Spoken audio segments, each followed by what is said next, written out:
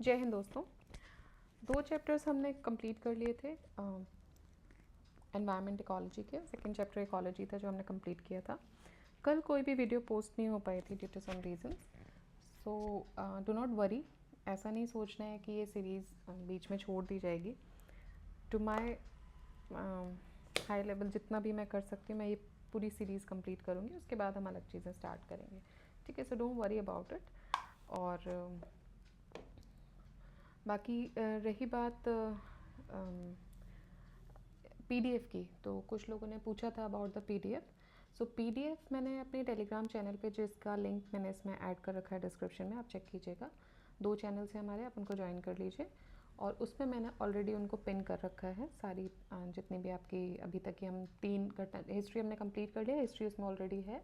बाकी इकोनॉमिक्स और इकोलॉजी दोनों ही मैंने उसमें पिन कर रखे हैं चैनल में, तो आप इजीली वहाँ से डाउनलोड कर सकते हैं जिसको भी चाहिए। ऑलराइट, तो आज हम स्टार्ट करेंगे अपना 3rd chapter, that is the biodiversity. और ये थोड़ा सा बड़ा चैप्टर कंपैरेटिवली लास्ट चैप्टर से, क्योंकि क्वेश्चंस इस एरिया से थोड़े से ज़्यादा आते हैं, तो हम इसको डायरेक्टली देखेंगे। एज आई सेड कि ये सारी इन्फॉर्मेशन जितनी भी यहाँ दी गई है, ये पूरी की पूरी इन्फॉर्मेशन आपको क्वेश्चंस में मिल जाती है, इसीलिए हम इसको डबल डिस्कस नहीं करते हैं। वहाँ हम पूरा ये जो एक्सप्लेनेशन है वो डिस्कस करते हैं। ऑलराइट, तो हम इसको स्टार्ट करते हैं from the basic questions. Again इसमें basic questions and high level questions 2 तरीके के सेग्रीगेशंस हैं, और we will also follow the same thing. तो हम पहले बेसिक क्वेश्चंस डिस्कस करेंगे, then will go to the high level questions. Alright, और अगर कोई भी आपको डाउट रहता है तो आप प्लीज़ बताइए, कमेंट सेक्शन में आप मैसेज कर सकते हैं। इसके अलावा आप टेलीग्राम चैनल ज्वाइन कीजिए, वहाँ भी आप अपने मैसेजेस छोड़ सकते हैं। सो कुछ भी डाउट होता है तो प्लीज़ आप बताइएगा। Alright, okay, so let's start with the first question. The first question here is a very simple question, yet आपके बेसिक्स यहाँ पे क्लियर होने चाहिए, बहुत ज़रूरी है। तो बायोडाइवर्सिटी इज डिस्क्राइब्ड एज, ठीक है, बायोडाइवर्सिटी को कैसे आप डिस्क्राइब करते हो? The range of different species in an environment, the seasonal and daily changes in an environment, the way species differ from each other, और the influence of physical factors on an environment. ठीक, तो लग रहा है easy, but जब हमें basic अगर नहीं पता है कि बायोडाइवर्सिटी क्या है तो इसमें हम कंफ्यूज हो सकते हैं ईजिली। ऑलराइट, और ख़ासकर ए और सी ऑप्शंस में ज़्यादा कन्फ्यूजन होती है, क्योंकि सेकेंड ऑप्शन में आपका, अगर आप इतना भी थोड़ा भी सोचें कि कुछ एक ही मतलब स्पेसिमेन पे उन्होंने दिया है, जैसे daily changes in the environment पे बात की है, ऑलराइट, और लास्ट में फिजिकल फैक्टर्स पे बात की, बट ये जो है ये स्पीशीज़ रिलेटेड बात करें तो यहाँ पे थोड़ा कन्फ्यूजन हो सकता है ए और सी में। तो इसका आंसर है ए। देखिए, डाइवर्स रेंजेस ऑफ ऑर्गेनिज्म, अब ऑर्गेनिजम्स में क्या आ जाएंगे, प्लांट्स और एनिमल्स दोनों आ जाएंगे, जो भी लिविंग वस्तुएं वो आ जाएंगी, जो भी इकोसिस्टम में पाई जाती हैं उसको बायोडाइवर्सिटी बोलते हैं। Species are organized in different communities जो कि एक पर्टिकुलर इकोसिस्टम में मिलती है। बायोडाइवर्सिटी को डिनोट किया जाता है अल्फ़ा, बीटा और गामा, 3 तरीके की बायोडाइवर्सिटी होती है, alpha, beta and gamma. And ये इंडिकेट करती हैं अलग अलग कैटेगरीज को। और ये जो क्लासिफिकेशन है अल्फ़ा, बीटा, गामा की, ये दी गई थी 1960 में विटेकर के द्वारा। ऑलराइट, सो अल्फ़ा, बीटा, गामा बायोडाइवर्सिटी जो कि 1960 में दिया गया था सर विटेकर के द्वारा। ऑलराइट, नेक्स्ट देखते हैं। Biodiversity means different kinds of plants and vegetations, different kinds of, देखिए यहाँ पे सिर्फ प्लांट्स वेजिटेशंस की बात हुई है, एनिमल स्पीशी की बात नहीं हुई, यहाँ सिर्फ एनिमल्स की बात हुई है। Different kinds of plants and animals in a particular area, दोनों ही आते हैं इसमें, जो भी लिविंग ऑर्गेनिजम्स हैं वो दोनों आएंगे, तो दोनों ही हैं।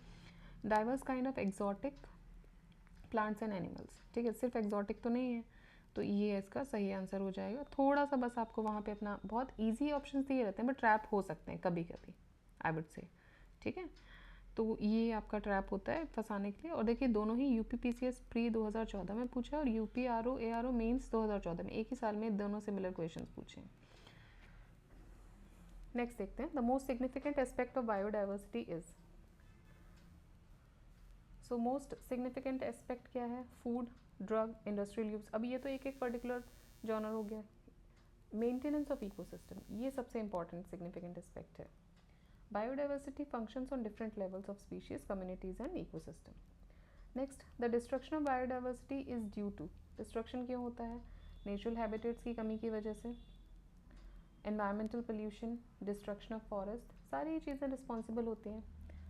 ठीक है, कोई भी एक्जॉटिक स्पीशी आ जाए, कोई भी जेनेटिकली मॉडिफाइड स्पीशी आ जाए। फॉर एग्जांपल आपको सबसे बेसिक एग्जांपल इसमें मिल जाएगा कांग्रेस ग्रास का, जो कि एक्जॉटिक स्पीशी बाहर से आई थी, उसके बाद अब इसको गाजर घास भी बोलते हैं लोकल लैंग्वेज में।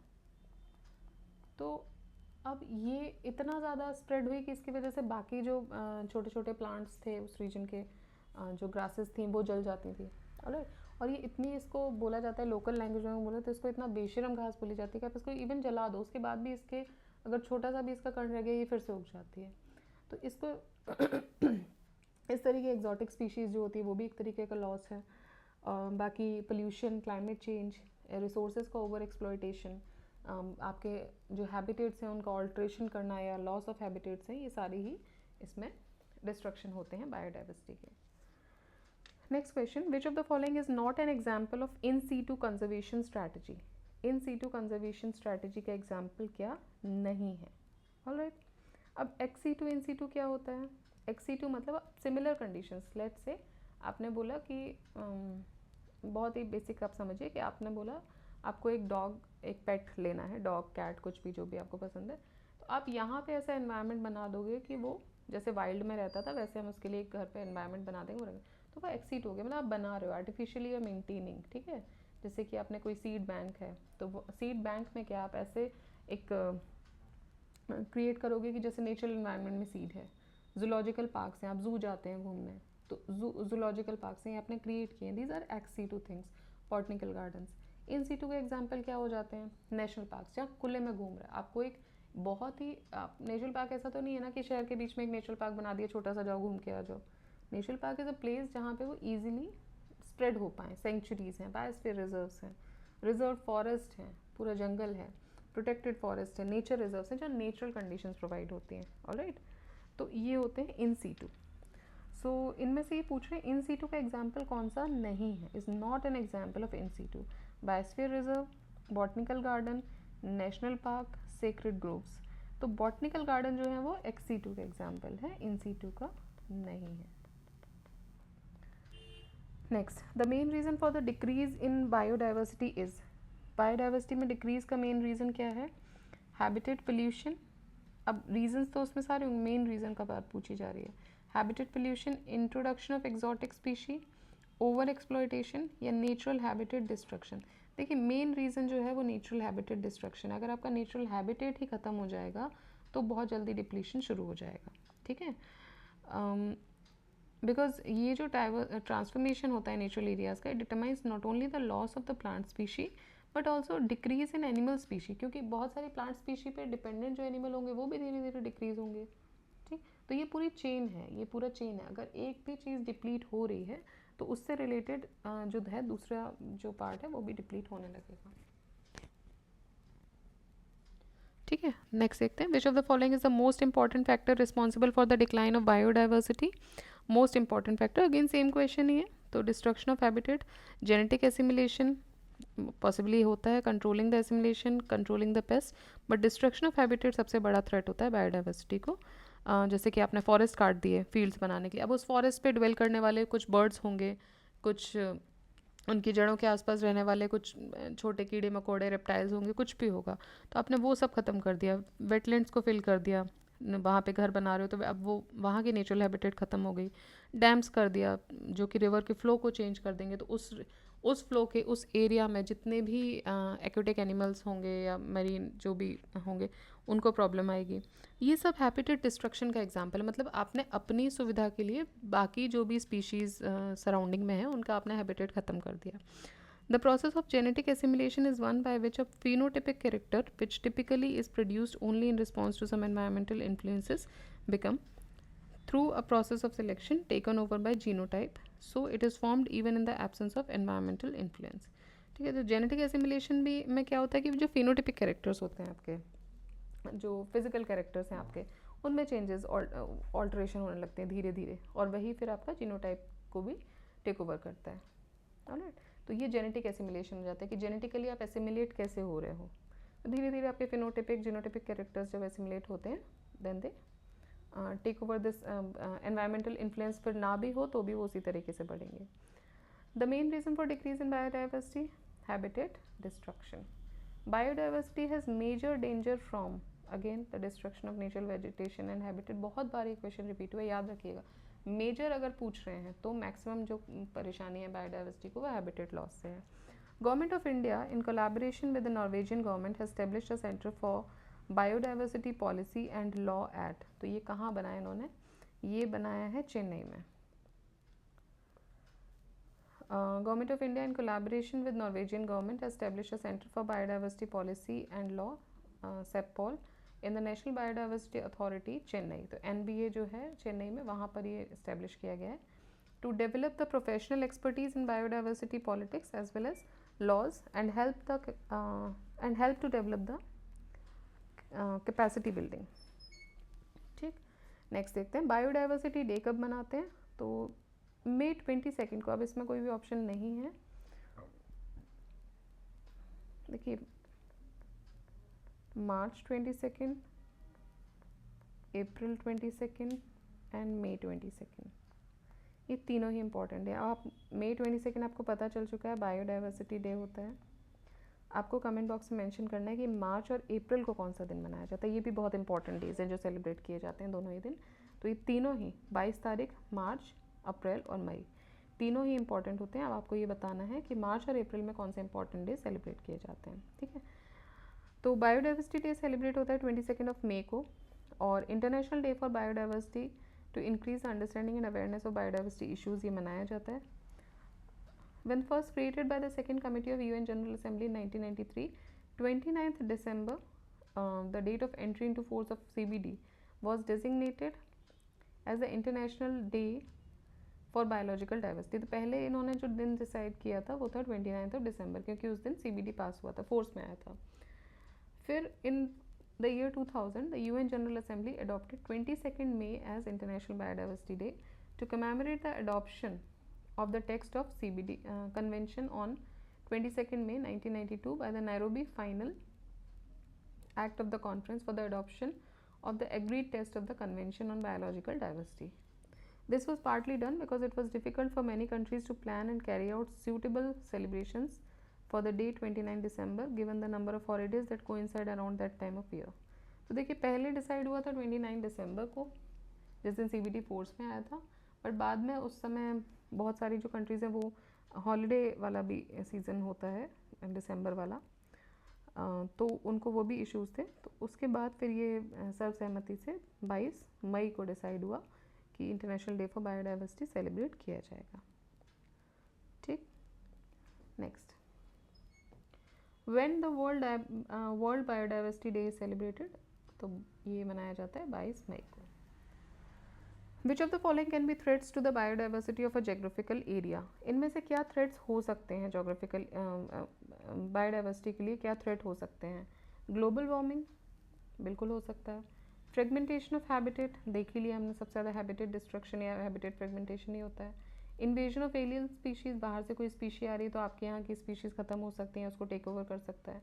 Promotion of vegetarianism, promotion of vegetarianism से threat नहीं होगा biodiversity को, alright, ये थ्रेट नहीं क्रिएट करेगा, आप ज़्यादा से ज़्यादा उगाओगे भी। So global warming, fragmentation of habitat, invasion of alien species, ये थ्रेट्स हो सकते हैं। वाइल प्रमोशन ऑफ वेजिटेरियनिज्म ये रिस्पॉन्सिबल नहीं होता है। Which of the following could be threats to biodiversity? देखिए ये सेम क्वेश्चन आपका IAS प्री 2012 में आया था, same to same question exactly, जिसमें सिर्फ ऑप्शंस में अदला बदली की गई है। ये आया है RAS 2016 में।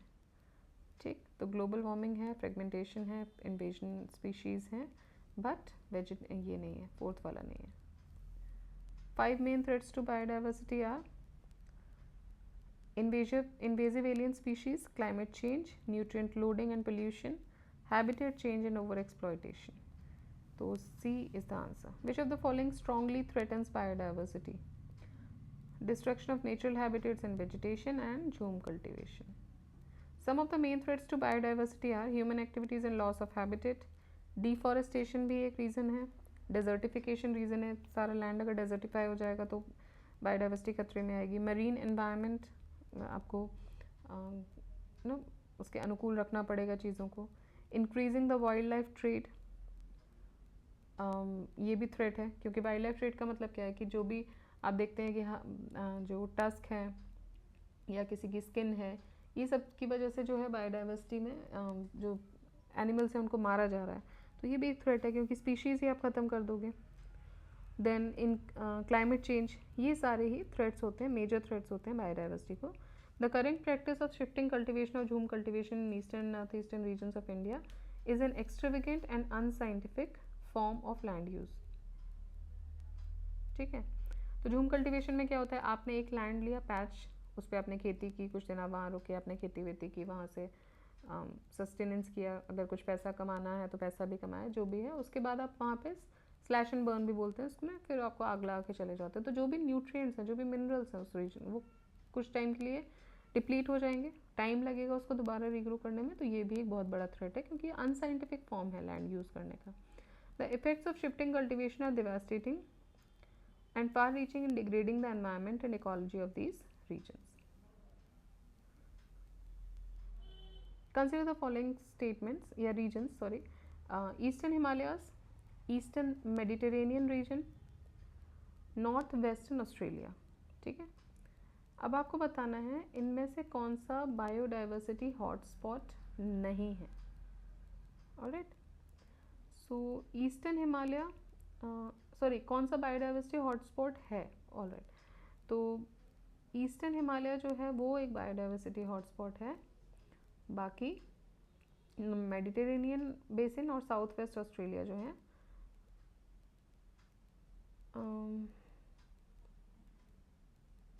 and it is Mediterranean basin in southwest Australia which are biodiversity hotspot. So only one is correct. How they have explained it I don't understand. Anyways देखते हैं। हाँ, तो वैसे ईस्टर्न हिमालयस तो है ही हॉटस्पॉट, ये तो हमें पता ही है, तो ईस्टर्न हिमालयस है। नेक्स्ट में देखते हैं, इसमें शायद एक्सप्लेन किया होगा इन्होंने। So hotspot of biodiversity in India are, okay, अब ये इंडिया स्पेसिफिक पूछा है, तो आपको हॉटस्पॉट्स तो यू वेरी वेल नो। ठीक है, हॉटस्पॉट्स की क्या डेफिनेशन है, या कैसे आप किसी रीजन को हॉटस्पॉट डिक्लेयर करते हो, और ये पूछ रहे हैं कि इंडिया के हॉटस्पॉट्स क्या हैं। तो वेस्टर्न हिमालयाज और eastern Ghats, western Himalayas and Sundarban, eastern Himalayas and Western Ghats, and eastern Himalayas and silent valley. तो इसमें से जो इंडिया के हॉटस्पॉट्स हैं वो हैं eastern Himalayas and Western Ghats.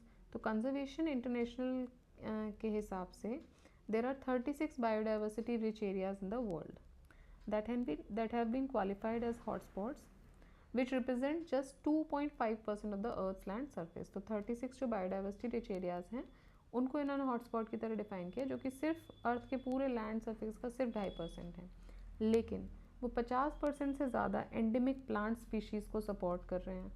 साथ ही साथ 43% bird, mammals, reptiles, amphibian species को भी एंडेमिक्स की तरह से वो सपोर्ट कर रहे हैं, उनको बचा के रख रहे हैं। इंडिया में 4 बायोडाइवर्सिटी हॉटस्पॉट्स हैं, नेमली हिमालयाज हो गया, इंडो बर्मा रीजन मतलब कि नॉर्थ ईस्टर्न इंडिया और अंडमान आइलैंड्स, सुंडालैंड्स जो कि निकोबार आइलैंड्स हैं, और वेस्टर्न घाट्स जो कि श्रीलंका एंड श्रीलंका मतलब उसके साथ ही। तो ये 4 को हम बोलते हैं, और ब्रॉडली अगर बोला जाए तो eastern and Himalayas and Western Ghats बोला जाता है।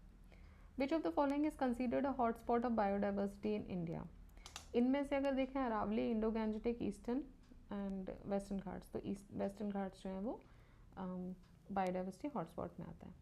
Consider the following statements, biodiversity hotspots are located only in tropical regions. India has 4 biodiversity hotspots, eastern Himalayas, western Himalayas, western Ghats and Andaman and Nicobar islands. तो आपको बताना है कि इनमें से सही कौन सा है। देखिए, एक भी सही नहीं है। हॉटस्पॉट्स सिर्फ ट्रॉपिकल रीजन्स में नहीं होते हैं, टेम्परेट में भी हो सकते हैं, जैसे कि California floristic province, Japan. India के पास 4 हॉटस्पॉट्स हैं, ईस्टर्न हिमालयाज हैं, वेस्टर्न हिमालयाज नहीं हैं, इंडो म्यांमार बॉर्डर है, और सुंडरलैंड है, और वेस्टर्न घाट है। ठीक है, सुंडरलैंड में निकोबार ग्रुप आ जाता है, but does not include the Andaman group of islands. तो अंडमान ग्रुप का हमने भी देखा, इंडो म्यांमार बॉर्डर जो है उसमें हम अंडमान और नॉर्थ ईस्टर्न रीजन को कवर करते हैं। Next, which of the following is a biodiversity saturated area in India? Biodiversity saturated area, अब इसमें से भी आप इजीली कर सकते हैं. देखिए वेस्टर्न घाट्स हैं, बाकी ये तो बायोडाइवर्सिटी सैचुरेटेड नहीं है. तो इंडिया एक is a land remarkable biodiversity. In India inhabited 7.6% of all mammals, 12.6% of birds, 6.2% of reptiles, 4.4% of amphibians, जो कि 18 मेगा बायोडाइवर्स कंट्रीज में पाए जाते हैं. वेस्टर्न घाट एक बायोडाइवर्सिटी सेचुरेटेड एरिया है out of the given options. With reference to biodiversity, which of the following regions in India is regarded as a hotspot? Andaman Nicobar Islands, Gangetic plains नहीं है, central India नहीं है, none of the above नहीं होगा. First answer है इसका. So a biodiversity hotspot is a biogeographical region of the earth जो कि एक्सट्रीमली बायोलॉजिकली डाइवर्स होता है और सीवियर थ्रेट भी उसको होता है ड्यू टू हैबिटेट लॉस या क्लाइमेट चेंज या फिर एक्सटेंसिव स्पीशीज़ लॉस की वजह से. As a general rule to be considered a biodiversity hotspot क्या क्या होना चाहिए? A region must be biologically diverse, high proportion of endemic species which are not found anywhere else on the earth. endemic species का मतलब क्या है ना, आप ही के रीजन का है. ठीक है. एक होता है पैंडमिक, जैसे Covid was a kind of a pandemic, pan India पे फैला था या पैन वर्ल्ड पे, sorry not India, pan world, पूरा दुनिया में था कोविड. एंडेमिक क्या होता है, उसी रीजन में सेग्रीगेटेड है. Like I give an example, as I told you few days back that I am suffering from some kind of viral, जो the region where I live, यहाँ ये बहुत मेजरली स्प्रेड हुआ है और इसके बारे में बाहर नहीं पता है. बाहर people are thinking what kind of fever और वायरल इज़ दिस, बट इसके पोस्ट सिंड्रोम्स बहुत ज़्यादा हैं. We no one is able to come out of it. It's more than 1 month. तो ये एंडेमिक है. ठीक है. अगर यही पूरे देश में या देश के बाहर भी हो रहा था तो पैंडेमिक हो जाता है. तो this is endemic. Alright. So which are not found anywhere else on the earth and security of the regions must be threatened. So hotspots are the richest and most threatened reservoirs of plant and animal life on the earth. India में 4 हैं, पढ़ चुके हम लोग, पहले भी देख लेते हैं. Western Ghat, Eastern Himalayas, Indo Myanmar border and Sundaland. आपने इतनी बार रिवाइज कर लिया है. ये क्वेश्चन अगर आता है कि इनमें से कौन सा बायोडाइवर्सिटी हॉटस्पॉट है या नहीं है, क्वेश्चन गलत नहीं होना चाहिए. ठीक है. रिवाइज कर लीजिए, दोबारा से और रिवाइज करना आप करते जाइए. और अभी इसके और भी क्वेश्चन आ रहे हैं, सेम क्वेश्चन आ रहे हैं, तो अब ये क्वेश्चन नहीं गलत होना चाहिए. ठीक. वेस्टर्न और ईस्टर्न हिमालयाज में कंफ्यूज मत होइएगा. ऑलराइट. वेस्टर्न घाट है, ईस्टर्न हिमालयाज है, इंडो म्यांमार बॉर्डर है और सुंडालैंड है. सुंडालैंड मतलब निकोबार, ये भी याद रखिएगा. Alright. Which of the following areas in India is a hotspot of biodiversity? Easy question. आगे बढ़ते हैं. अब इसका आंसर आप ही देंगे, बहुत बार दे दिया. The most biodiversity rich area in India is, again, Western Ghat. Which of the following has been identified as a biodiversity hotspot in India? Western Ghat. Biodiversity hotspot in India are Eastern Ghat, Western Ghat, Eastern Himalayas, Western India. ठीक है. तो क्या क्या हो जाएंगे इसमें से? Western घाट हो जाएगा और ईस्टर्न हिमालयाज हो जाएगा. 2 and 3. वेस्टर्न इंडिया तो पूरा तो नहीं है, ईस्टर्न घाट भी नहीं है. Which of the following is considered the hotspot of biodiversity? तो इसमें से क्या हो जाएगा? Eastern Himalayas. The hotspots in the context of environment found in India are Eastern Ghat नहीं है, विंध्या रेंज नहीं है, Eastern Himalayas range and western Ghat बिल्कुल ये सही है, शिवालिक रेंज नहीं है, ईस्टर्न घाट नहीं है. नेक्स्ट देखते हैं. Which of the following is not a biodiversity hotspot? Not a biodiversity. Himalayas इन्होंने पूरा लिखा है, इसका मतलब अगर ईस्टर्न आ रहा है वेस्टर्न आ रहा है, they have covered the whole. Okay, Himalayas are there. Vindhyas नहीं है, Vindhyas are not a hotspot. Western Ghats is a hotspot. North east India जो इंडियो म्यांमार बॉर्डर आ जाएगा वो भी एक हॉटस्पॉट है. So B is the answer. Which of the following regions of India has been designated as biodiversity hotspot? Eastern Himalayas ये हैं, Western घाट ये भी है, ईस्टर्न घाट ये नहीं है, वेस्टर्न हिमालयाज ये नहीं है. वेस्टर्न वेस्ट साइड में वेस्टर्न घाट हो गया, ईस्ट साइड में ईस्टर्न हिमालयाज हो गया. बिल्कुल कंफ्यूज नहीं होना. ईस्टर्न वेस्टर्न घाट दे देंगे या ईस्टर्न वेस्ट हिमालयाज दे देंगे, कन्फ्यूजन सबसे ज़्यादा इसी में क्रिएट होगा. ये जो 4 ऑप्शंस आपके सामने रखे, ये 4 ऑप्शंस को बार बार घुमा के पूछा गया है. बहुत सारे एग्जाम्स में आप खुद ही देख रहे हैं अराउंड 10 से ऊपर क्वेश्चंस आ चुके हैं। तो अब ये क्वेश्चन आपके गलत नहीं होने चाहिए। बहुत बेसिक क्वेश्चंस हैं and I will repeat again, ये क्वेश्चंस अगर गलत होते हैं ना तो ये बाहर आके एग्जाम हॉल से बाहर आके आपको बहुत परेशान करते हैं, ठीक है। तो ये गलत नहीं होने।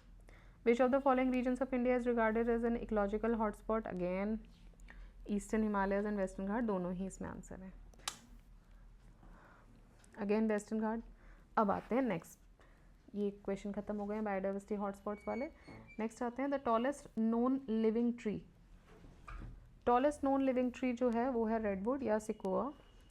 ये यूएसए में है, कैलिफोर्निया में, और this species include the tallest living trees on earth. इसकी जो हाइट है वो है अराउंड 379 फीट और 115.5 मीटर।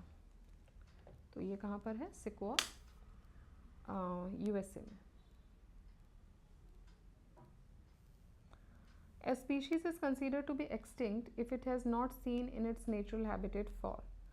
तो ये पूछ रहे हैं एक स्पीशी को आप एक्सटिंक्ट मान लेते हो अगर वो अपने नेचुरल हैबिटेट में नहीं मिलती है कितने सालों के लिए? तो अगर 50 साल तक वो नहीं मिलती है, again according to a definition जो कि IUCN ने दी है, species is not seen during the last 50 years, उसको हम एक्सटिंक्ट मानते हैं। Which of the following is not responsible for the extinction of species? So it is which of the following is not responsible? देखिए, broad niche, large body size, narrow niche, lack of genetic variability. तो answer है broad niche. अगर broad निश है तो वो responsible नहीं होती है for the extension of species. देखिए, निश जो होता है it describes the role an organism plays in a community, ठीक है। Species niche encompasses both physical as well as environmental conditions. जो स्पीशी का अगर आप बात करेंगे कि एक पर्टिकुलर स्पीशी है ABC, let's say a species का जो निश है उसमें क्या होगा, उसमें उसका फिजिकल और एनवायरमेंटल कंडीशंस दोनों होंगी, जैसे कि उसका ज़रूरत है, जैसे कि टेम्परेचर, टेरेन जहाँ वो रह रहा है, इंटरेक्शन जैसा उसका दूसरी स्पीशीज़ के साथ है वहाँ, प्रेडेशन या कंपटीशन मोड में है, किस में है। इन जनरल स्पीशीज़ जिनका नैरो या लिमिटेड निश होता है they are considered to be specialist species, ठीक है।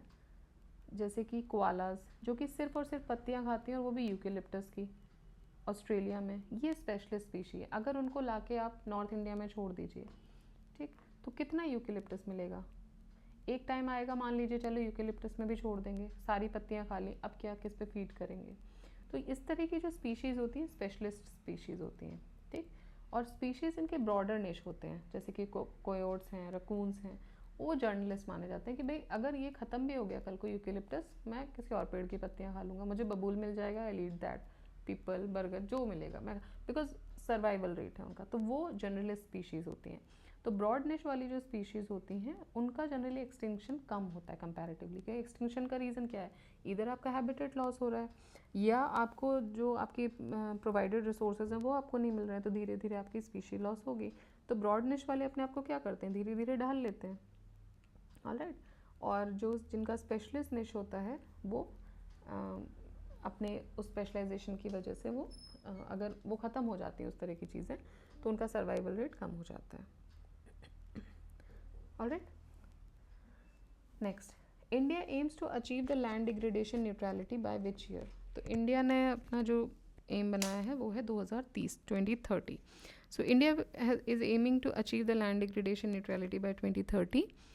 LDN represents a paradigm shift in land management policies and practices। ये एक तरीके की यूनिक अप्रोच है जो कि it counter balances the expected loss of productive land with recovery of degraded areas.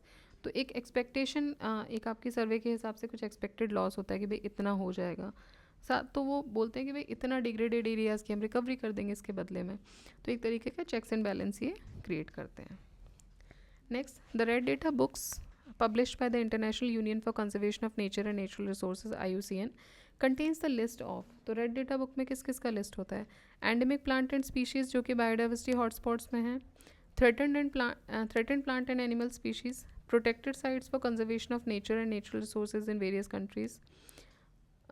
3 इनमें से क्या क्या हो जाएगा? तो इसमें आ जाएगा आपका threatened plants and animal species का जो डेटा है वो IUCN की रेड डेटा बुक में पब्लिश किया जाता है।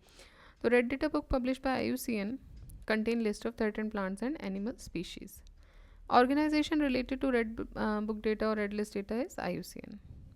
Red data book is published by IUCN. Endangered species are listed in red data book. Red data book contains data of endangered species, exotic species, economically important species, all plants and animals पे endangered. Red ही है ना, खतरे का sign. तो भाई ये इस book के अंदर जो भी है वो खतरे में है अभी कहीं ना कहीं. ठीक, तो endangered. Red data book provides data on red flower plants, red colored fishes, red colored insects, या endangered plant and species. Jharkhand PCS mains का क्वेश्चन है ये, देखिए. सो आई थिंक इसमें आप कुछ नहीं बोल सकते. So red flower plants, red coloured fishes, red coloured insects या endangered plants and species. Now it is I think very easy for you. Red data book में क्या होगा, जो भी एंडेंजर्ड स्पीशीज होंगी, खतरा है ये, तो लाल फूल मत रख दीजिएगा उसमें. Red data book is concerned with, red data book किससे कंसर्न्ड है? Facts about biodiversity, organisms and animals facing the danger of extinction, plantation, illegal hunting of forest animals by smugglers. तो ये किससे कंसर्न है? It is concern with organisms and animals facing the danger of extinction. Which of the following groups of animals belongs to the category of endangered species? देखिए 2012 का question है. Endangered species change होती रहती है, हमको अभी वाले हम देखेंगे, बाकी हम देख लेते हैं उस समय क्या था. उस समय ग्रेट इंडियन बस्टर्ड था, musk deer, red panda and Asiatic wild ass, ये थे. और बाकी जो स्पीशीज़ हैं वो ऐड होती रहती हैं. ठीक है, तो अभी जो पूछी जाएंगी वो अभी की 1-2 साल 3 साल की लिस्ट से पूछे जाएंगे, कौन कौन सी ऐड हुई हैं, रिसेंट कौन सी हैं. Alright, next. Which one of the following Indian bird is a highly endangered species? तो ग्रेट इंडियन बस्टर्ड जो है ये एंडेंजर्ड स्पीशी है. Which of the following is not correctly matched? Golden langur, desert cat, ये कब का question है? 2012 और 14 में आया है. Hoolock gibbon and Asiatic wild dog. तो आपको इसमें बताना है नॉट करेक्टली मैच्ड कौन सा है. सो देखिए, according to ENVIS, Center for Faunal Diversity, hosted by Zoological Survey of India, which is sponsored by Ministry of Environment, Forest and Climate Change. Below is the risk status of animal given in the options. Golden langur is endangered. Okay, it is correct. Hulock gibbon is endangered. Asiatic wild dog is endangered.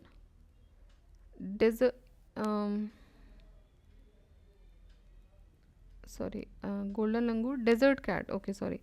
Desert cat is least concerned. Then Hulock gibbon is endangered. And Asiatic wild dog ये endangered है. तो ये 2 गलत हो गए इसमें से, और इन्होंने एक पूछा है करेक्ट इनकरेक्टली मैच. तो there is no animal based named desert cat. पहली बात तो कि कोई एनिमल ये बोल रहे हैं कि रेड डेटा बुक में नहीं है. चाइनीज़ डेजर्ट कैट जो है वो वल्नरेबल कैटेगरी में है, इसलिए ऑप्शन बी और डी दोनों ही करेक्टली मैच नहीं हो रहे. यूपी PCS ने ए को करेक्ट आंसर माना था इन द इनिशियली रिलीज की, बट रिवाइज की में उन्होंने इसको असेसमेंट कैटेगरी से हटा दिया था. तो ये क्या करंट बेस्ड क्वेश्चन हैं. 2-3 साल के जो भी स्पीशीज़ हैं उनकी एक लिस्ट आपको कहीं ना कहीं मिल जाती है. आप जो बुक अभी रेफ़र कर रहे होंगे उसमें भी होगी. अदरवाइज़ अगर आपको चाहिए तो हम जब भी आपके एग्ज़ाम शेड्यूल हो रहे हैं उससे कुछ दिन पहले हम इसको रिवाइज़ कर सकते हैं. तो विल सी. ऑलराइट, और वैसे करंट अफेयर्स का हम रिविजन करेंगे, उसमें भी आ जाएगा. नेक्स्ट देखते हैं. While India's human population is growing at an outstanding pace, the bird population is shrinking fastly, mainly because. तो बोल रहे हैं इंडिया की जो पॉपुलेशन है वो तो आउटस्टैंडिंग पेस पे बढ़ रही है, बट बर्ड पॉपुलेशन श्रिंक हो रही है. क्यों? There has been abnormal increase in the number of hunters. Biopesticide and organic manure are being used on a large scale. There has been a large scale reduction in the habitat of the bird. हमने discuss किया था अभी. अगर आप बड़े बड़े forest काट के फील्ड बना दोगे तो एक फॉरेस्ट पे कितनी चिड़ियाँ बैठ सकती हैं आप समझ सकते हैं. ठीक है, और इवन अगर आपके घरों में आप पेड़ हैं तो आप नोटिस करेंगे कि in the morning and in the evening you will hear the voice of the chipping of the birds. तो आप समझिए कि उस एक पेड़ में कितने आप पक्षियों को जगह मिल रही है. और अगर वो पेड़ आपने काट दिया, ओके, कहीं वो दूसरे पे बैठेंगे, लेकिन अगर एक पूरा जंगल लॉस हो रहा है तो कितने हैबिटेट लॉस हो रहे हैं. ठीक है, तो ये हो रहा है. एक तो ये सही है. There has been a large scale use of pesticides chemical fertiliser and mosquito repellent, और ये भी एक बहुत बड़ा रीज़न होता है, ठीक है। तो मस्कीटो रिपेलेंट्स वगैरह जो हम यूज़ करते हैं, वी फील कि देखिए कोई भी एक्स्ट्रा चीज़, आर्टिफिशियल चीज़, जैसे जैसे हम आर्टिफिशियलिटी की तरफ बढ़ रहे हैं तो बहुत सारी स्पीशीज़ को नुकसान हो रहा है, ठीक है। और ये सब ह्यूमन इंड्यूस्ड चीज़ें हैं, so they are actually creating a loss in the bird population. So answer D, C would be the correct answer, 3 and 4. So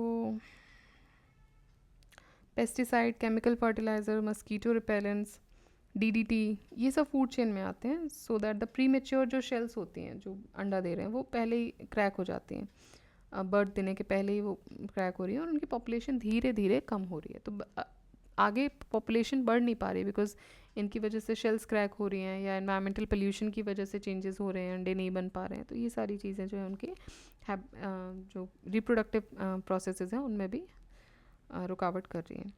which of the following is not a reason for the loss of biodiversity in Uttarakhand. Not a reason पूछ रहे हैं. Expansion of road है reason. Expansion कर रहे हो मतलब कहीं ना कहीं आप कुछ हैबिटेट्स ख़त्म कर रहे हो, जंगल काट रहे हो. Urbanisation, again expansion. रोड का एक्सपेंशन क्यों हो रहा है? क्योंकि कहीं तक तो पॉपुलेशन पहुंची है ना. अब कोई रह ही नहीं रहा है तो रोड बना के क्या करोगे, मतलब कि वो भी इंटरकनेक्टेड है. एफॉरेस्टेशन ऑफ बैरन लैंड, देखिए पेड़ लगाना तो लॉस की रीज़न नहीं हो सकता है, तो दिस इज़ गुड. डिफॉरेस्टेशन होता है तो ठीक है, तो that would be the reason. Extension of agriculture, extension of agriculture जो है वो भी रीज़न है. क्यों? अब आप बोलोगे एग्रीकल्चर में तो पेड़ पौधे लग रहे हैं. देखिए एग्रीकल्चर में आप एक फील्ड क्रिएट कर रहे हो, लेकिन आपने वो फील्ड हो सकता है कोई एक पूरा जंगल काट के क्रिएट किया हो, ठीक है. तो एक्सटेंशन ऑफ एग्रीकल्चर भी एक रीज़न है. Afforestation of barren land is not the reason for the loss of biodiversity, while expansion of road, urbanisation, extension of agriculture responsible for the loss of biodiversity. Which of the following statement about Sikkim are true? Select the correct answer from the quotes given below. It became an integral part of India in 1975. बिल्कुल सही है. ये 36th constitution amendment act से आया था. It is considered as a botanist paradise, बिल्कुल सही बात है. एंड इसकी जो population it is mainly made up of Lepchas. So 36th constitutional amendment act 1975 Sikkim एक फुल फ्लेजेड स्टेट बना दिया गया था of the union of India, and it is considered as a botanist paradise because it lies in the hotspot of northern Himalaya, ठीक है. तो जो northern Himalaya का जो हॉटस्पॉट है उसके अंदर वो आता है और वो बायोडाइवर्सिटी रिच एरिया है. The population over here mainly comprises of Lepchas, Bhutias and Nepalis. Alright, तो इसमें तीनों ही सही हो जाएंगे. The most important strategy for the conservation of biodiversity together with the traditional human life is the establishment of. क्या पूछ रहे हैं एक बार ध्यान दीजिए फिर से. The most important strategy for the conservation of biodiversity together with the traditional human life is the establishment of. ठीक है, तो आपको क्या करना है, आपको बायोडाइवर्सिटी भी कंजर्व हो जाए, साथ साथ जो ट्रेडिशनल ह्यूमन लाइफ है वो भी बची रहे. तो वो कैसे हो पाएगी? जब आप बायोस्फीयर रिजर्व बनाओगे या बॉटनिकल गार्डन बनाओगे या नेशनल पार्क्स बनाओगे या वाइल्ड लाइफ सेंचुरीज बनाओगे. तो दिस वुड बी पॉसिबल अगर आप बायोस्फीयर रिजर्व्स का इस्टेब्लिश करते हो. सो मोस्ट इम्पॉर्टेंट स्ट्रैटेजी जो है वो है the conservation of biodiversity by establishment of biosphere reserve. Biosphere reserve एक इंटीग्रल पार्ट होता है ह्यूमन सिस्टम का. इसमें मल्टीफेसेटेड डेवलपमेंट हो सकता है इकोसिस्टम का. The Indian government has established 18 biosphere reserves in India, which protects larger areas of natural habitats. 12 of the 18 biosphere reserves are part of World Network of Biosphere Reserves based on UNESCO's MAP program, that is Man and Biosphere Program list. तो देखिए most important strategy जो है वो है biosphere reserves बनाना, और ये जो biosphere reserves है इंडिया में 18 हैं, उसमें से 12 जो है वो मैप प्रोग्राम में आते हैं, man and biosphere programme list में आते हैं. नेक्स्ट देखिए, which of the following is important strategy for conservation of biodiversity. तो biosphere reserve again, establishment of biosphere reserve एक इंपॉर्टेंट स्ट्रैटेजी है for the conservation of biodiversity. Biosphere reserves are an area of terrestrial and coastal ecosystem promoting the solution to reconcile the conservation of the biodiversity with its suitable use. Notably in situ and ex situ techniques are adopted for the conservation of the biodiversity. Alright, तो ये क्या है? Biosphere reserve, जो कि कैसा है? वो की इन सीटू कंजर्वेशन है। एक्स सीटू का एग्जाम्पल इसमें से क्या हो जाएगा, बॉटनिकल गार्डन, ये एक एक्स सीटू का एग्जाम्पल है। ऑलराइट, देखिए एक बार इसमें क्वेश्चन चेक कर लेते हैं हम कितने हैं टोटल, तो उस हिसाब से हम इसको वीडियो को डिसइंटीग्रेट करेंगे। ऑलराइट, तो 77 इसमें बेसिक क्वेश्चंस हैं एंड हाई लेवल क्वेश्चंस हैं इसमें 53। Okay, so what will do is कि हम बेसिक क्वेश्चंस पूरे ही कर लेते हैं इसी स्लॉट में ही। हमने 50 क्वेश्चंस तो कर ही लिए हैं, बाकी क्वेश्चंस भी हम ख़त्म कर देते हैं, जिससे कि एक वीडियो हम बेसिक क्वेश्चंस का कर देंगे और एक हो जाएगा हमारे हाई लेवल क्वेश्चंस का। Alright, okay, we were on 50th question. 51, which of the following is not a site for an in situ method of conservation of flora? Not a site for an in situ method of conservation of flora. Okay, so botanical gardens ये in situ नहीं है, ठीक है। Biosphere reserve, national parks, wild life sanctuaries, ये सब in situ में आते हैं। Which of the following gas is commonly used in cryo bank for ex situ conservation? Cryo banks मतलब कि जहाँ टेम्परेचर लोएस्ट पे चला जाता है, क्रायोजेनिक जो कंडीशंस होती हैं, तो इसमें कौन सी गैस का यूज़ होता है कॉमनली? तो इसमें होता है नाइट्रोजन का यूज़। तो एक्स-C2 जो है, it is the process of conserving the components of biological diversity by restricting them to a natural habitat and then managing them in a controlled or modified environment। ठीक है, ये हमने डिस्कस किया था कि भाई आप उसको नेचुरल हैबिटेट या वैसी कंडीशन देने की कोशिश करते हो। दो तरीके के मेथड होते हैं एक्स-C2 कंजर्वेशन में। The primary facilities that hold ex situ conservation collection of plants and animals are aquaria, botanical gardens and zoos. Second method होता है कि सीड्स, पोलन, टिश्यूज़, एम्ब्रायोज को आप स्टोर करना। किस में स्टोर करते हो? लिक्विड नाइट्रोजन में।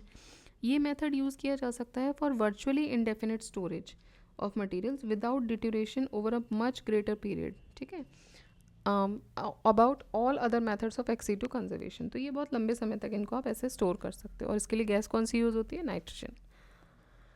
The maximum biodiversity is found इन, सबसे ज़्यादा बायोडाइवर्सिटी कहाँ पाई जाएगी? तो ऑब्वियस है ट्रॉपिकल रेन फॉरेस्ट। देखिए यहाँ का जो टेम्परेचर होता है ना, वो बहुत सारी चीज़ों को पनपने के लिए मौका देता है।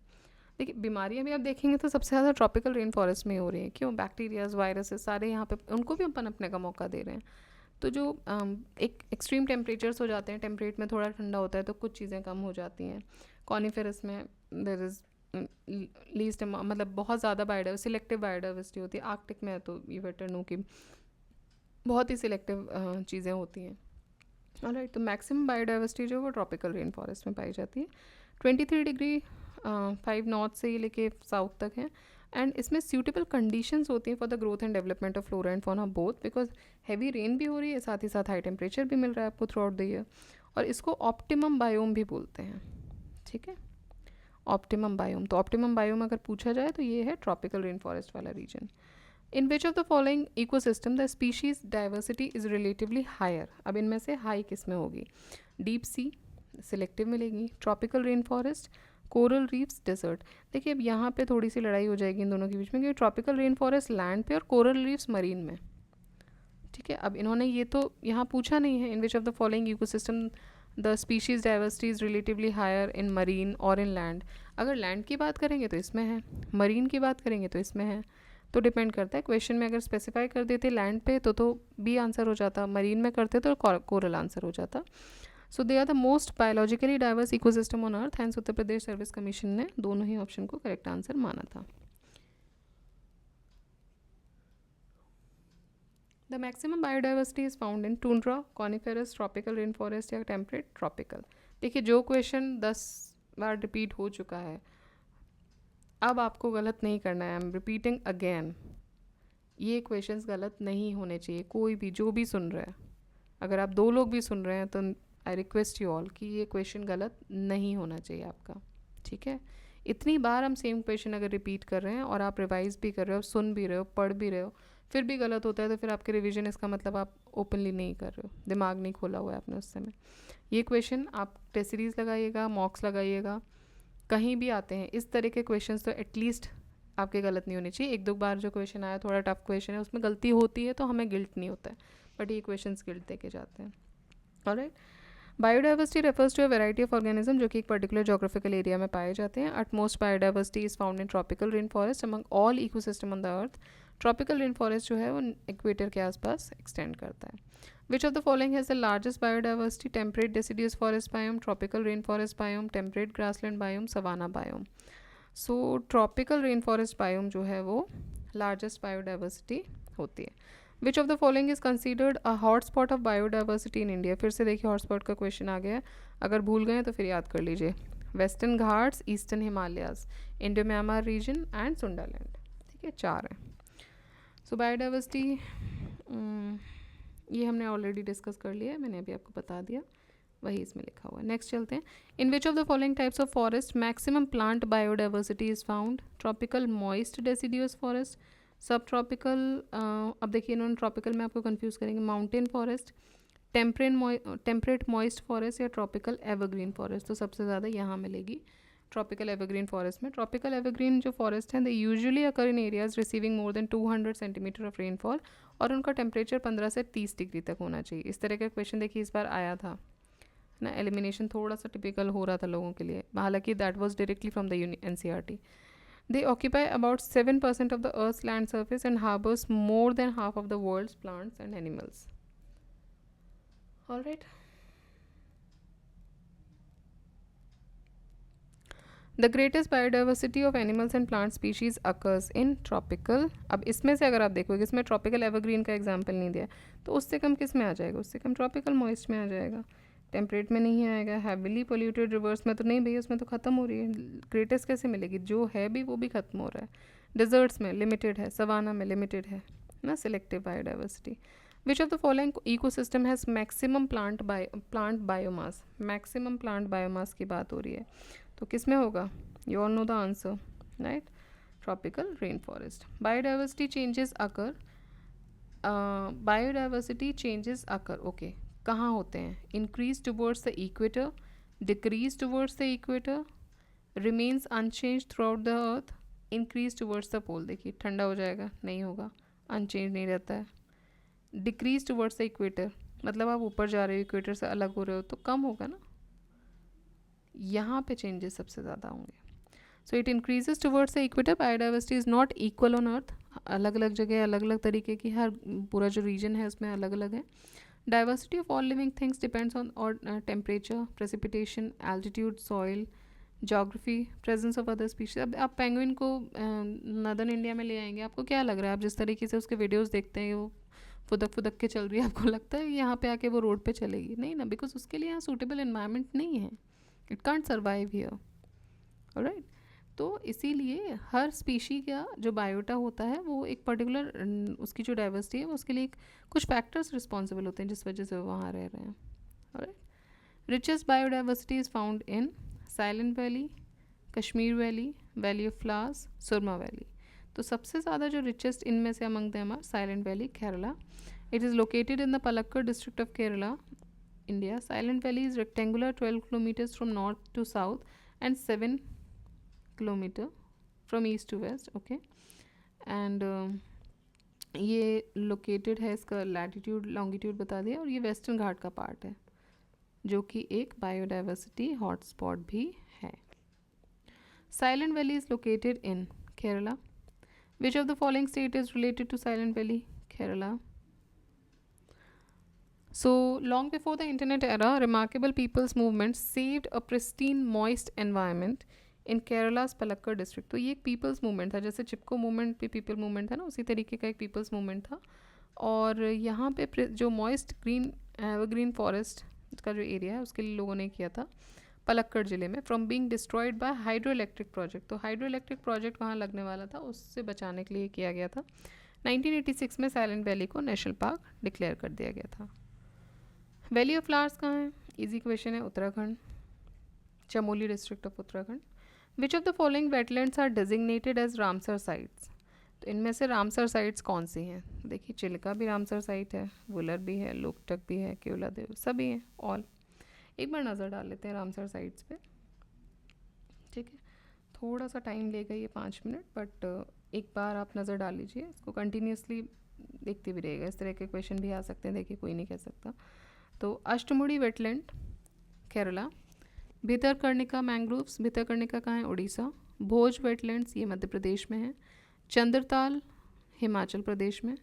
चिल्का लेक कहाँ पर है? Orissa, very famous. देखिए कुछ तो इनमें से जो आपके रेगुलर आ सकते हैं उनको तो आपको बार बार याद रखना है। Deepor Beel Assam. East Calcutta wetlands West Bengal. Harike lake important Punjab. Hokera wetland very important Jammu and Kashmir. Kanjli lake Punjab. देखिए आने को कोई भी आ सकता है, जो मुझे लग रहा है कि रिपीट हुए हैं बार बार आई एम टेकिंग, ऐसा नहीं है कि ये कर दिया तो आप दूसरे नहीं पढ़ेंगे ना, ये आ सकती है बिकॉज ये कम आए, ये आ सकता है इजीली, बट आपको थोड़ा सा अपने नज़रों के सामने से निकालते रहिए तो क्या रहता है ना, आप एलिमिनेट कर पाओगे। So Kanjli lake is in Punjab. Then Keoladeo Ghana national park. Kolleru lake, नाल सरोवर बर्ड सेंचुरी गुजरात। कोलेरू कहाँ पर है? ये भी इम्पॉर्टेंट है, आंध्रा। केओला देव राजस्थान में है। नाल सरोवर गुजरात। पॉइंट कैलीमेर तमिलनाडु। लोकटक लेक मणिपुर। देखिए ये बहुत ही फेमस फेवरेट बोल सकते हो आप यूपीएससी का, हर 1-2 साल में इसमें से क्वेश्चन आ ही जाते हैं ना। लोकटक लेक या वहाँ की वेजिटेशन हो गया, फुमड़ीज़ के ऊपर क्वेश्चन आ गया, वहाँ की ज्योग्राफी पे आ गया, कुछ भी, बट ये फेवरेट एक टॉपिक है, ठीक, ध्यान दीजिएगा। Pong Dam lake Himachal. Renuka wetland important Himachal. Ropar lake Punjab. Rudrasagar lake Tripura. देखिए इससे कंफ्यूज नहीं होना, है बहुत कंफ्यूज करता है। रुद्रसागर नाम ऐसा है कि उत्तराखंड वगैरह में कहीं हो सकता है, but it is in Tripura. Sambhar lake Rajasthan, this is salt water lake. Sasthamkotta lake Kerala. Surinsar Mansar lakes Jammu Kashmir. Tsomoriri Jammu and Kashmir. Vembanad Kol wetland Kerala. Upper Ganga river Brijghat to Narora stretch ये उत्तर प्रदेश में है। और Wular lake Jammu Kashmir. Sundarban wetland West Bengal. Keshopur Miani Punjab. Beas conservation reserve Punjab. Nangal wildlife sanctuary Punjab. Nandur Madhmeshwar, ये कुछ समय से कंटिन्यूसली न्यूज़ में आ रहा है, ये महाराष्ट्र। और Nawabganj bird sanctuary Uttar Pradesh. Parvati Agra bird sanctuary Uttar Pradesh. Samaspur bird sanctuary Uttar Pradesh. Cerci Nawar झील UP. Sandi bird sanctuary UP. देखिए यूपी में एक साथ ऐड हुए थे, याद रखिएगा, पहले कम थे, एक साथ ऐड होके ज़्यादा हो गए थे सबसे। समन बर्ड सेंचुरी यूपी। सूर सरोवर UP. Lonar lake very important, red colour का हो जाता है इसमें, महाराष्ट्र। कबरताल बिहार। आसन कंजर्वेशन रिजर्व उत्तराखंड। सोकर वेटलैंड लद्दाख। तो ये पूरी लिस्ट है, बार बार पढ़िएगा, बार बार नज़र के सामने से निकाल लीजिए। 5 मिनट लगेगा हार्डली, इससे ज़्यादा नहीं, लेकिन बार बार रिपीट होगी तो शायद आपको अगर क्वेश्चन आता है कहीं तो इस तरह का क्वेश्चन तो आप एलिमिनेट कर पाओगे, ठीक। विच ऑफ द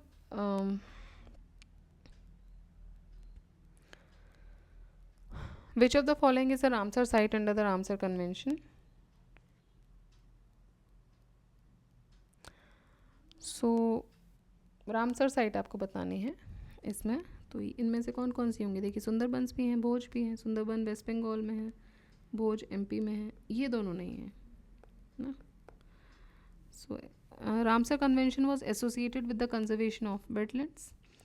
रामसर एक जगह है ईरान में, वहाँ से ये नाम लिया गया है और ये वेटलैंड्स कंजर्वेशन के लिए इंपॉर्टेंट है। It is also known as convention on wetlands. It was sign on 2 February 1971 at Ramsar in Iran and the date is celebrated on world wetland day now, ठीक है। तो 2 फरवरी को वर्ल्ड वेटलैंड डे भी होता है। Bihar first Ramsar site ये कहाँ पर है? बेगूसराय में है। सो ये है कबरताल, अभी हमने देखा था ना, ये कबरताल। तो ये बिहार की पहली रामसर साइट है कबरताल, बीपीएससी के एग्ज़ाम में आई थी। Kabartal wetlands covers an area of 26.20 square kilometer and declared a Ramsar site on 21st July 2020. Ramsar Convention is related to, so it is related to wetland conservation. Wetland Day is observed on 2nd February. This day marks the date of adoption of the Convention on Wetlands on 2nd February 1971. In the Iranian city of Ramsar, theme of the World Wetland Day 2021 is wetland and water, तो ये 2021 का था, wetland and water. In India which of the following states have the largest inland saline wetland? Largest inland saline wetland कहाँ पर है? राजस्थान में। सो sambar lake Rajasthan, इसमें largest inland saline wetland है इंडिया का। बायोस्फीयर रिजर्व्स जो हैं they are more they are areas for conservation of. Biosphere रिजर्व में आप क्या कंजर्व करते हो? ग्रासलैंड, सिर्फ एग्रीकल्चर प्रोडक्शन, खेती करते हो बायोस्फीयर रिजर्व में। एटमॉस्फेरिक बैलेंस को सुधारते हो, नाइट्रोजन, कार्बन डाइऑक्साइड, ऑक्सीजन सब उसमें प्रचुर मात्रा में, बैलेंस मात्रा में हो। या जेनेटिक वेरिएशन की बात करते हो, तो जेनेटिक वेरिएशन को आप कंजर्व कर रहे हो, ठीक है, which with plants and animal of unusual scientific and natural interest, and it also helps to protect the genetic variations of different organisms and plants. Cartagena protocol is related to, Cartagena किससे related है? तो bio safety agreement से related है। ये एक international agreement है bio safety पर। इसको अडॉप्ट किया गया था 29 जनवरी 2000 को, और इम्प्लीमेंट किया गया था 11 सितंबर 2003 को कार्टाजेना प्रोटोकॉल को। इंडिया ने कंफर्म किया था the bio safety on Cartagena protocol, ये 23 जनवरी 2003 को हुआ था। विच of the following is the most effective factor of coral bleaching? ठीक है, मोस्ट, अब ये इन चीज़ों पे भी ध्यान दिया कीजिए। मोस्ट इफेक्टिव फैक्टर तो हो सकता है सारे ही फैक्टर हों जो दिए हों, लेकिन इनमें से भी मोस्ट इफेक्टिव कौन सा है? Marine pollution, increase of salinity of sea, rise in normal temperature of sea water, and the outbreak of diseases and epidemics. तो कोरल ब्लीचिंग का रीज़न ऑलमोस्ट सब है, बट सबसे इम्पॉर्टेंट जो इफेक्टिव रीज़न है वो है rise in the normal temperature of sea water. Which of the following is the most significant factor in coral bleaching? ये हमने देख ही लिया। अब इसमें से देखेंगे तो mining of coral rocks, outbreak of coral disease, siltation of sea water, तो ये है global warming. Which of the following have coral reefs? इनमें से कहाँ कहाँ कोरल रीफ्स मिलती हैं? अंडमान निकोबार में मिलती हैं, गल्फ ऑफ कच्छ में है, गल्फ ऑफ मन्नार में। सुंदरबंस में देखिए मैंग्रोव्स मिलते हैं ना, ये मैंग्रोव्स के लिए फेमस है। सो कोरल नहीं मिलते वहाँ पे। Andaman, gulf of Kutch, gulf of Mannar यहाँ पे मिल रही हैं। 4 मेजर रीजन्स हैं, Lakshadweep, gulf of Mannar, gulf of Kutch and Andaman Nicobar islands and fringing reefs, ये कॉमन है। They occur around the Gulf of Mannar, Gulf of Kutch, Andaman and the Nicobar Islands. Atoll reefs are found in Lakshadweep. जो लक्षद्वीप है वहाँ पे 32 atolls बोले जाते हैं। atolls मतलब कि नीचे से जो स्ट्रक्चर है ऊपर जाके फ्लैट सा हो जाता है, तो यहाँ हैबिटेशन भी हो सकती है, ठीक है। तो atolls, Sundarban is known for mangrove forest, ठीक है। तो इसके साथ हमारे बेसिक क्वेश्चंस कंप्लीट होते हैं। हमने एक ही गो में बेसिक क्वेश्चंस कंप्लीट कर लिए हैं। अब हम जो नेक्स्ट वीडियो लेकर आऊँगी मैं वो होगा about the high level questions of this chapter biodiversity, and so the third chapter would also be completed. Alright, तो आपके कोई डाउट्स हैं, यू आर मोस्ट वेलकम, आप कमेंट बॉक्स में मेंशन कर सकते हैं। टेलीग्राम चैनल आप ज्वाइन कीजिए जाके, टेलीग्राम चैनल पे आपको पिंड फाइल मिल जाएगी इसकी इकोलॉजी की, एंड बाकी just you have to revise, this is all a game of revision and presence of mind आपको रखना है हमेशा, पढ़ते टाइम भी, एग्ज़ाम टाइम भी, और वही आपका वहाँ जाके अप्लाई होगा। So keep reading, keep revising. जय हिंद, जय भारत।